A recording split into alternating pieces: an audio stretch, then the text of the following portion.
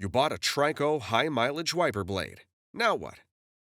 This video will show you how to install the TRICO High Mileage blade onto a 22mm side pin arm. Before installation, remove the plastic protector from the blade rubber. With this arm type, you'll need to remove the pre-attached adapter on the wiper blade and replace it with adapter BC.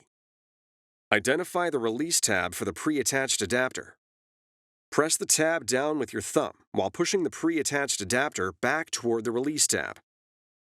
The adapter will disengage from the blade. Discard it. Locate adapter BC.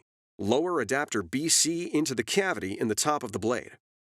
Slide adapter BC in the opposite direction of the release tab until it clicks in place. Adapter BC must lock onto the blade before you move on to the next step. Hold the blade at a 90-degree angle to the end of the wiper arm and push it all the way onto the arm pin. Rotate the blade until the tab on the top of the arm straddles the top of the blade, locking it in place. The bent end of the arm tab must be in the long slot on the top edge of the blade. Then, lower the arm and be sure to check that the wiper blade is locked before use.